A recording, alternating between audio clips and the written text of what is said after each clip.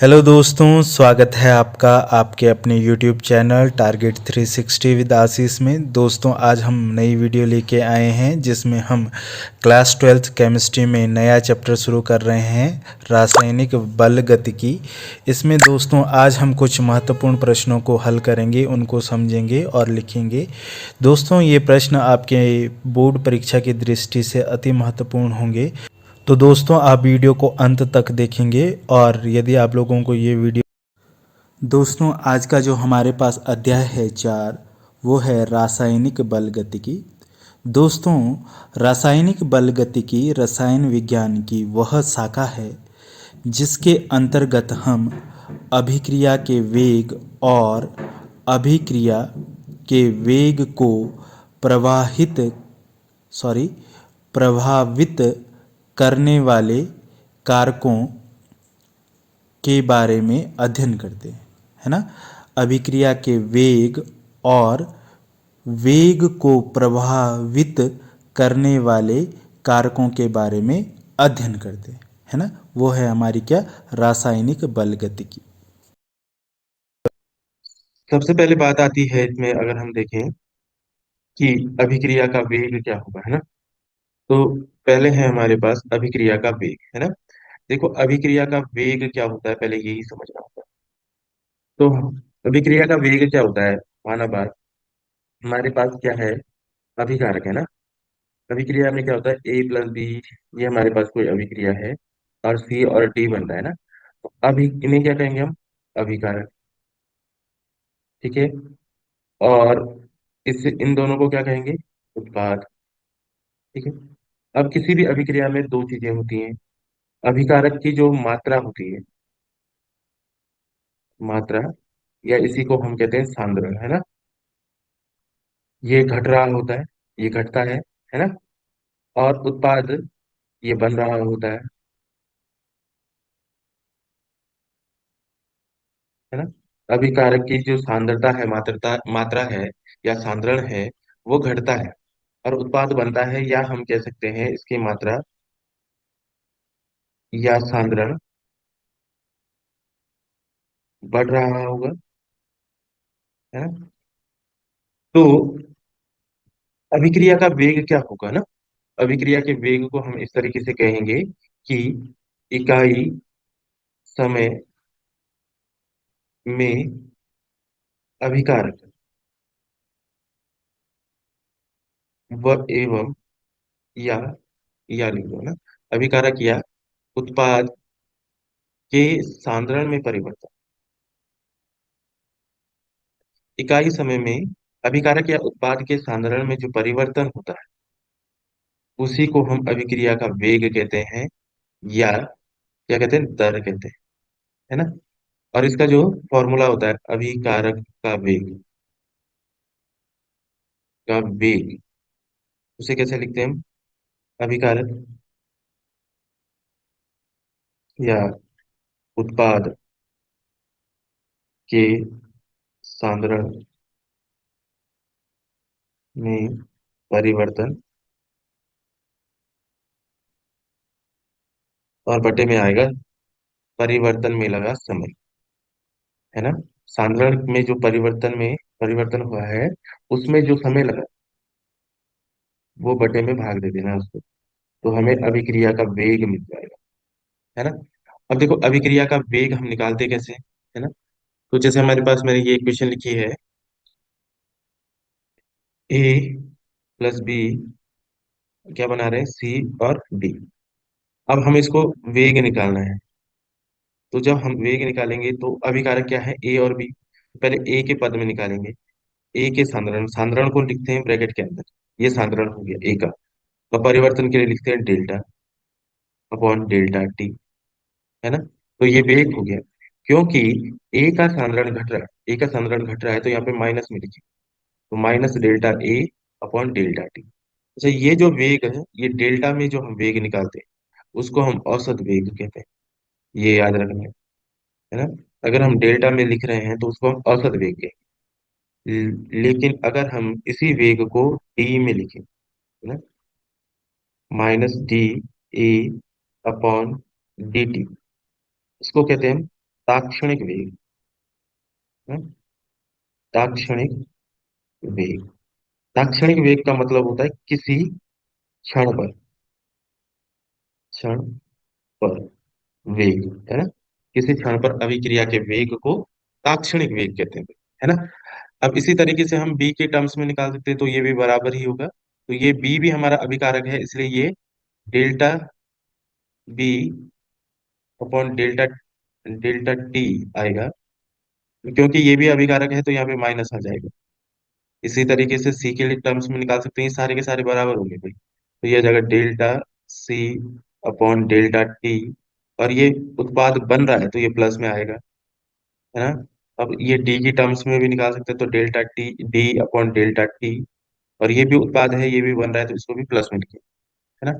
और इसी तरीके से हम यहाँ पे डी के टर्म्स में निकाल सकते हैं, तो इसको बराबर लिख सकते हैं, minus D B upon D T बराबर D C upon D T बराबर डी, है ना। ये इसके अंदर लिखना है, ब्रैकेट के अंदर, है ना।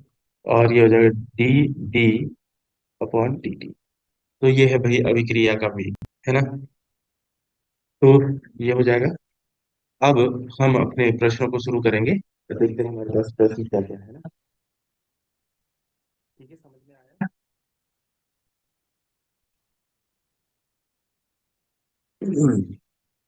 समझ में आ रहा है।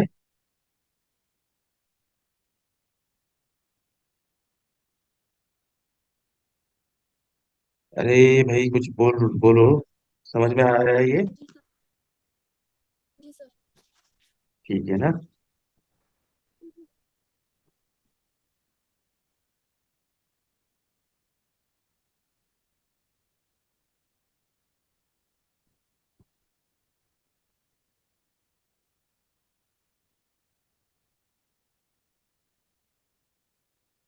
ठीक है, तो हमारे पास जो हम पहला प्रश्न आज सॉल्व करेंगे वो है, अभिक्रिया के वेग पर सांद्रण, ताप, दाब व उत्प्रेरक का प्रभाव समझाइए, है ना। तो बहुत ही इंपॉर्टेंट प्रश्न है, 2 नंबर में आएगा, है ना, लिखा हुआ है ना। और ये बहुत पूछा जाता है भाई।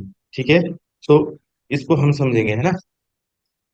तो पहला जो हमारे पास है ना, तो इसको लिखना कैसे वो देख लेते हैं ना, तो हम लिखेंगे।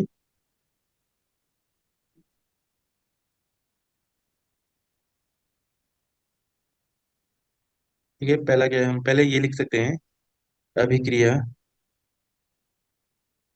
के वेग को प्रभावित करने वाले कारक निम्नलिखित हैं। ठीक है, अब इसमें पहला कारक हमारे पास आ जाएगा, क्या लिखा है, सांद्रण ना। तो हम लिखेंगे अभिकारक का सांद्रण, है ना। और ये किस तरीके से अभिक्रिया के वेग को प्रभावित करता है, ये हमें आना चाहिए भाई, है ना। तो इसको बड़ा सिंपल सा तरीका है समझने के लिए, कि माना हमारे पास ना अभिकारक है ना, ए है ना। और ए से कोई अभिक्रिया हो रही है और बी बन रही है ना। अब अगर हम इस अभिकारक की सांद्रता को डबल कर दें, है ना, दोगुना कर दें, तो ये अभिक्रिया और तेजी से हो, है ना। जैसे हम कोई भी काम घर पे करते हैं ना, जैसे माना बात मैं एक दिन एग्जाम्पल दे रहा था क्लास में, आग वाला, है ना। जैसे हम आग जला रहे हैं, और आग जलाने के लिए हमें लकड़ियों की आवश्यकता होती है ना। तो अगर हमारे पास लकड़ियों की संख्या बढ़ जाए, है ना, तो वो क्या होगी, आग और तेजी से जलेगी, है ना। तो जब भी हम अभिकारक की सांद्रता बढ़ाते हैं, है ना, अभिकारक की सांद्रता बढ़ाते हैं, तो अभिक्रिया का वेग क्या हो जाता है, बढ़ जाता है। उसका कारण क्या है, समझो। माना बात हमारे पास क्या है, कोई अभिकारक है ना, इस तरीके से। तो अभिक्रिया होती क्यों है ना, अभिक्रिया हमारे पास होती क्यों, अभिक्रिया जैसे हमारे पास ये अभिकारक है ना, और ये अभिक्रिया हो क्यों है, क्योंकि इनके बीच में क्या होती है, आपस में टकरे होती है ना। और जब ये आपस में टकरे करती है ना, टकराते हैं एक दूसरे से, तो उत्पाद का निर्माण होता है ना। ठीक है, अब देखो अगर हम इसमें और अभिकारक डाल दें, है ना, तो इनमें क्या होगा, कि जो आपस में टक्कर करने का मतलब टकरा कराने की जो संभावना है, वो क्या हो जाएगी, बढ़ जाएगी, है ना। ठीक है ना। जब अभिकारक बहुत ज्यादा होगा और उसमें क्या होगा, स्पेस कम हो जाएगा ना, इनके बीच में जो स्थान है खाली वो कम हो जाएगा, तो इससे जो टकराने की संभावना है, टकरें जो है वो बढ़ जाएंगी। और टकरें बढ़ जाएंगी तो अभिक्रिया का जो वेग है वो क्या हो जाएगा, बढ़ जाएगा, है ना। आगे बात समझ में। तो हम इसमें क्या लिखेंगे, अभिकारकों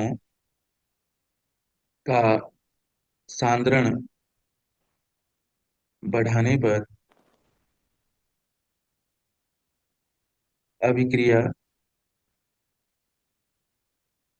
के वेग में वृद्धि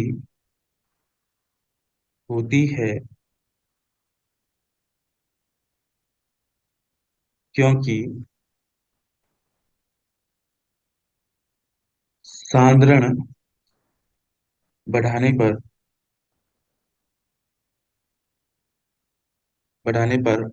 आणविक आणविक ठीक है, आणविक टक्करों की संभावना बढ़ जाती है, जिस कारण अभिक्रिया का वेग भी बढ़ जाता है, वेग भी बढ़ जाता है ना। बस इतना लिखना है तुम लोगों को। ठीक है। क्या होगा जब अभिक्रिया के अभिकारकों का हम सांद्रण बढ़ाएंगे ना, तो उसमें जो आणविक टकरें होती है ना, जो अणु होते हैं अभिकारक में, उनमें आणविक टकरों की संभावना बढ़ जाएगी, क्योंकि वहां पे उनके बीच में जो खाली स्थान है वो कम हो जाएगा, तो वो आपस में क्या हो जाएगी, उनकी टकरें जो होनी है वो उनकी संभावना बढ़ जाएंगी। इस कारण से क्या होगा, अभिक्रिया का वेग भी बढ़ जाएगा, है ना। तो ये हमारे पास पहला कारक है भाई, जिसके कारण अभिक्रिया का वेग प्रभावित होता है। दूसरा कारण क्या है हमारे पास, ताप। अब ताप के कारण किस तरीके से होगा, है ना। तो देखो जो हमारे पास ताप है, इसी में हम समझेंगे, जैसे ये अभिकारक डाला हुआ है ना, और इसको हम गर्म कर रहे हैं, तो इसको जब हम गर्म करेंगे तो इसमें जो अणु है ना और तेजी से गति करेंगे, है ना। ये अणु क्या करेंगे, और तेजी से गति करेंगे, और तेजी से गति करेंगे, तो इनकी जो टकरों की संभावना, आणविक टकरों की संभावना है, वो क्या हो जाएगी, बढ़ जाएगी। और बढ़ जाएगी तो अभिक्रिया का वेग भी क्या हो जाएगा, बढ़ जाएगा ना। इस तरीके से हम समझ सकते हैं कि, है ना, अणुओं का सबसे पहले क्या होता है, वेग बढ़ता है ना, और वेग बढ़ेगा तो टक्करों की बढ़ने की जो संभावना है ना, टक्कर होने की जो संभावना है वो ज्यादा हो जाएगी, अभिक्रिया का वेग भी क्या हो जाएगा, बढ़ जाएगा। तो हम इसमें क्या लिखते हैं कि किसी रासायनिक अभिक्रिया का ताप बढ़ाने पर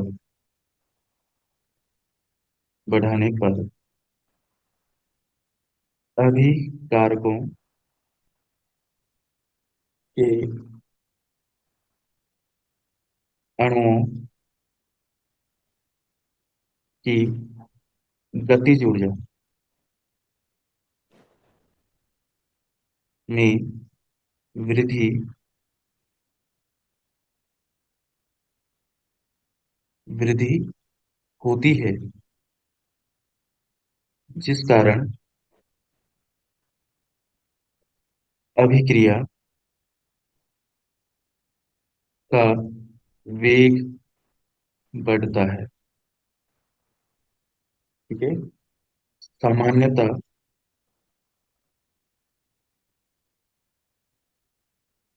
10 डिग्री सेल्सियस ताप बढ़ाने पर अभिक्रिया का वेग दुगना हो जाता है, अभिक्रिया का वेग दुगना हो जाता है। ठीक है। इसमें एक शब्द आया है गतिज ऊर्जा, है ना। तो क्या है, गतिज ऊर्जा किससे संबंधित होता है, अणुओं की गति से, है ना। तो जब हम किसी भी मतलब अभिक्रिया का ताप बढ़ाते हैं, तो मैंने क्या कहा कि जो अभिकारक के अणु होते हैं उनकी गति बढ़ जाती है, उनका वेग बढ़ जाता है ना, और वो आपस में टकराने की जो संभावना है वो भी बढ़ जाएगी। मतलब वेग बढ़ने से मतलब होता है उनकी गतिज ऊर्जा बढ़ जाए, है ना, वो तेजी से गति करेंगे, और तेजी से गति करेंगे तो जो उनको आपस में टकराने की संभावना है वो क्या हो जाएगी, बढ़ जाएगी।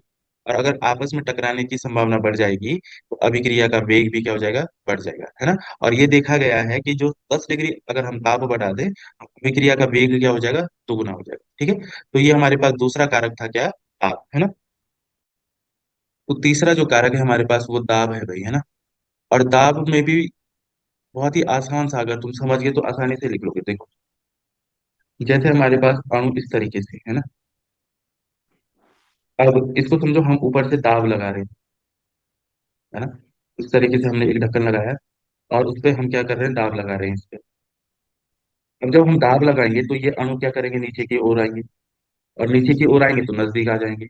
और अगर ये नजदीक आएंगे तो जो आपस में इनके टकराने की संभावना है वो क्या हो जाएगी, बढ़ जाएगी। और आपस में टकराने की संभावना बढ़ जाएगी, अभिक्रिया का वेग भी क्या हो जाएगा, बढ़ जाएगा, है ना। सिंपल सी बात है कि अगर हम दाब बढ़ाएंगे तो ये अणु क्या हो जाएंगे, पास पास आ जाएंगे। पास पास आ जाएंगे तो इनके आपस में जो टकराने की संभावना है वो क्या हो जाएगी, बढ़ जाएगी। और आपस में टकराने की संभावना बढ़ जाएगी, अभिक्रिया का वेग भी क्या हो जाएगा, बढ़ जाएगा, है ना। तो हम यहाँ पे क्या लिखते हैं, दाब बढ़ाने पर पर अभिकारकों के अणु निकट आ जाते हैं तथा उनके आपस में टकराने की संभावना बढ़ जाती है, जिस कारण जिस कारण अभिक्रिया का वेग भी बढ़ जाता है। ठीक है, तो ये दाब हो गया भाई, है ना। हमने सांद्रण देख लिया, ताप देख लिया, दाब देख लिया, अब उत्प्रेरक, है ना। चौथा जो हमारे पास कारक है वो है उत्प्रेरक। ठीक है, और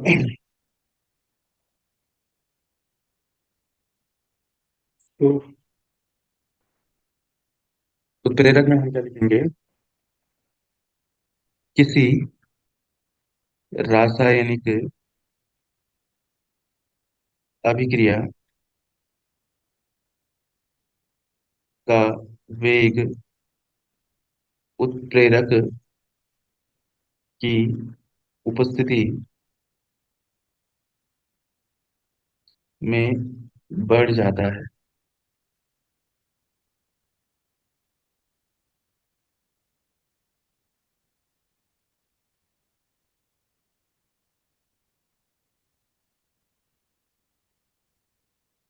बढ़ जाता है, ठीक है। और इसमें हम एक उदाहरण लेंगे, अमोनिया वाला, N2+3H2, और कौन सा उत्प्रेरक लेते हैं, आयरन और मोलिब्डेनम, और क्या बना देता है, N2H3, अमोनिया, है ना। तो रासायनिक अभिक्रिया में उत्प्रेरक क्या करता है, अभिक्रिया के वेग को बढ़ा देता है ना। ठीक है, ये हम पढ़ चुके हैं, क्यों बढ़ा देता है ये भी पढ़ चुके हैं। तो बस इस पे छोटा सा ही लिखना है, ज्यादा बड़ा लिखने की आवश्यकता नहीं है ना। ठीक है, तो ये हमारे पास चार उदाहरण कारक हो गए किसके, अभिक्रिया के वेग के ना।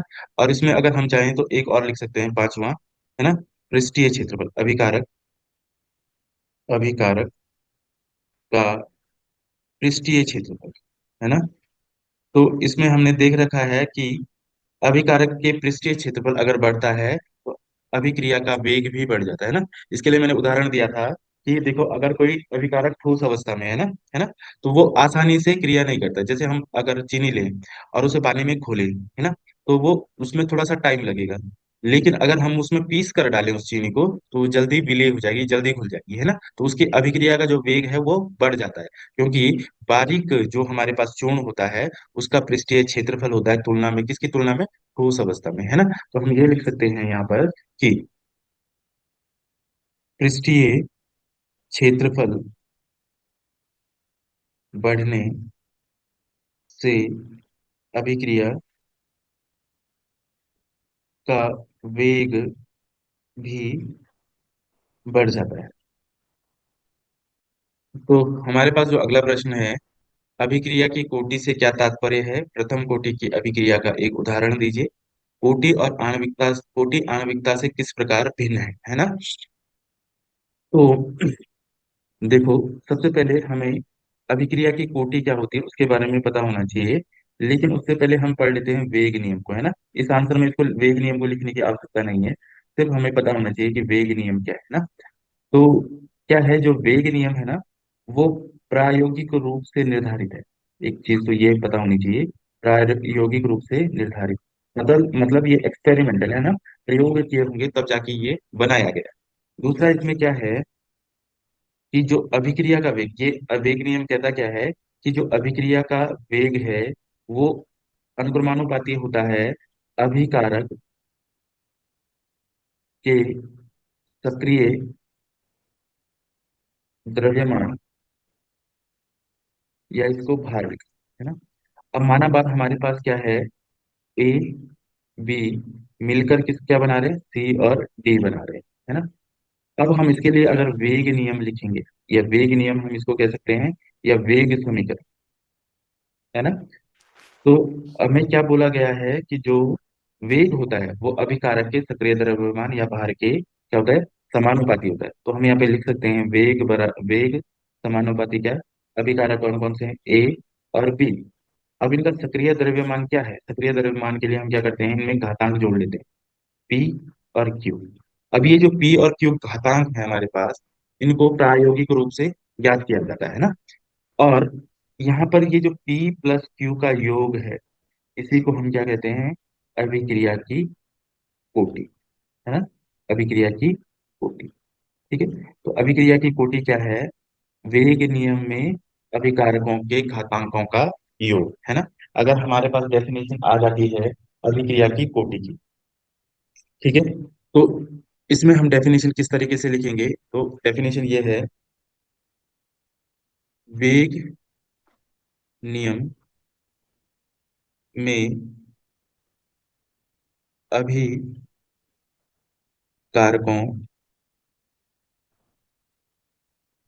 की घातों, जिन्हें प्रायोगिक रूप से निर्धारित किया गया है ना, इसको हम ब्रैकेट में भी लिख सकते हैं, कि योग को अभिक्रिया की कोटि कहते हैं, ठीक है। तो वेग नियम क्या है कि वेग नियम में, सॉरी, अभिक्रिया की कोटि क्या है हमारे पास, वेग नियम में अभिकारकों की घातों, कौन सी घात, जिन्हें प्रायोगिक रूप से निर्धारित किया गया है, कि योग को क्या कहते हैं, अभिक्रिया की कोटि कहते हैं, ठीक है। अच्छा, इसकी दूसरी डेफिनेशन हम क्या लिख सकते हैं, वो भी देख लेते हैं, कि किसी रासायनिक अभिक्रिया में भाग लेने वाले अभिकारकों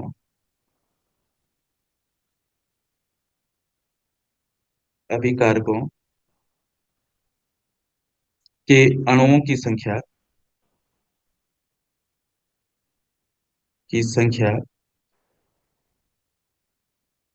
जिनके सांद्रण पर जिनके सांद्रण पर अभिक्रिया का वेग निर्भर करता है, अभिक्रिया का वेग निर्भर करता है,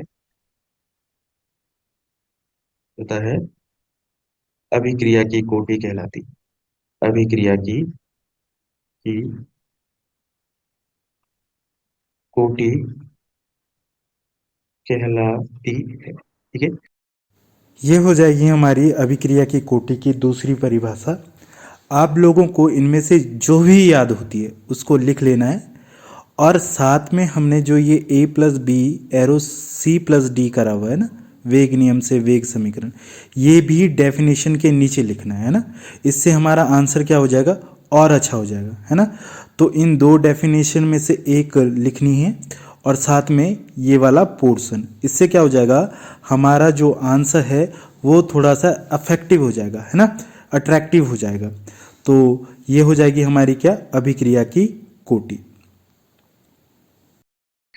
अब इसमें क्या है कि इन्होंने कहा है हमें कि प्रथम कोटि अभिक्रिया का एक उदाहरण देना है ना।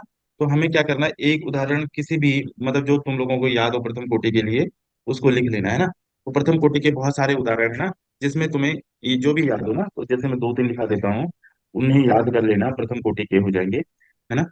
और उनको लिख लेना, ठीक है। उसमें उसको लिखना भी कैसे, उसको भी ऐसे लिखना है ना, प्रथम कोटि की अभिक्रिया का उदाहरण ना। तो उदाहरण के कैसे लिखना है, जैसे पहला है हमारे पास एथिल क्लोराइड का विघटन।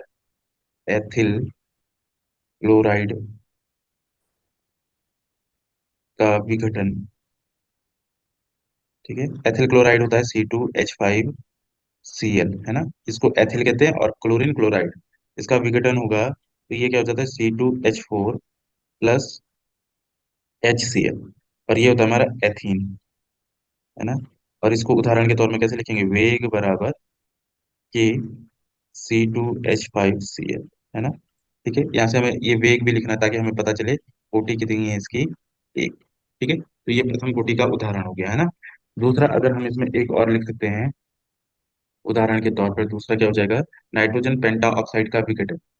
नाइट्रोजन पेंटा ऑक्साइड, है ना। हमने पी ब्लॉक में नाइट्रोजन पेंटा ऑक्साइड पढ़े है ना, है ना, ऑक्साइड पढ़े हम उसके। उनमें एक नाइट्रोजन पेंटा ऑक्साइड भी था, है ना। तो नाइट्रोजन पेंटा ऑक्साइड का विघटन, एक उदाहरण हमारा ये हो जाएगा प्रथम कोटि की अभिक्रिया के लिए। नाइट्रोजन पेंटा ऑक्साइड होता है N2O5। विघटन के लिए हम यहाँ पे एरो के ऊपर इस तरीके से डेल्टा लिख लेते हैं, और क्या हो जाता है 2NO2, है ना। एक ये बनता है और एक O2 बनता है, ये था। और ये दो लिख लो, है ना। और इसको 1/2 कर दो, तब ये 5 हो जाएगा। दो दूनी चार, और 1/2 का मतलब ये एक ऑक्सीजन, तो ये 5 हो जाएगा। अब इसका वेग नियम लिख लो, तो क्या हो जाएगा, K N2O5। अगर मैं यहाँ दो की गुणा कर देता ना, तो इसकी कोटि दो हो जाती, फिर यहाँ पे ये दो आ जाता है, ठीक है। इसलिए इसको ध्यान रखना है ना, ठीक है। ये दो उदाहरण हो गए प्रथम कोटि की अभिक्रिया के लिए, है ना। तो इसको नोट कर लेना भाई, है ना। अब देखो क्या है हमारे पास पहले अभिक्रिया की कोटि थी। ये एक नंबर का क्वेश्चन, क्योंकि टोटल 3 नंबर का है। ये भी एक उदाहरण लिखना है, ये भी 1 नंबर का है। अब कोटि और आणविकता में अंतर लिखना है हमें ना, तो ये भी 1 नंबर का है। तो हम क्या करेंगे, अंतर तो लिखेंगे, लेकिन हम सिर्फ दो दो अंतर लिखेंगे, ठीक है, कोटि और आणविकता, ठीक है। तो कोटि की डेफिनेशन हो जाएगी एक, वो मैंने अभी लिखा है आप लोगों को, क्या डेफिनेशन थी, ठीक है। और दूसरा हम क्या करेंगे, आणविकता की डेफिनेशन लिखेंगे। और आणविकता मैंने आप लोगों को बताई कि आणविकता क्या होती है ना। तो रासायनिक अभिक्रिया में भाग लेने वाले अणुओं की संख्या, है ना। ठीक है, तो हम क्या फिर लिखेंगे यहाँ पे, किसी रासायनिक अभिक्रिया में भाग लेने वाले अणुओं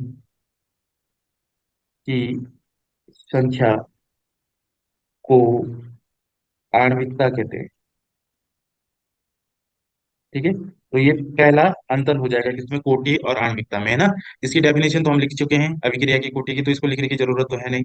तो पहला अंतर तो यही हो जाएगा। दूसरा अंतर क्या लिखना है हमें यहाँ पे,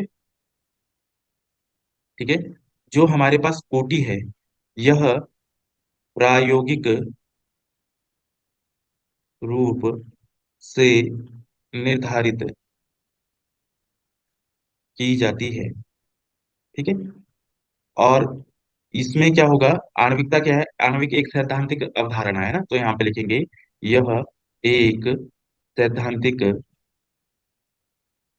सैद्धांतिक अवधारणा है ना।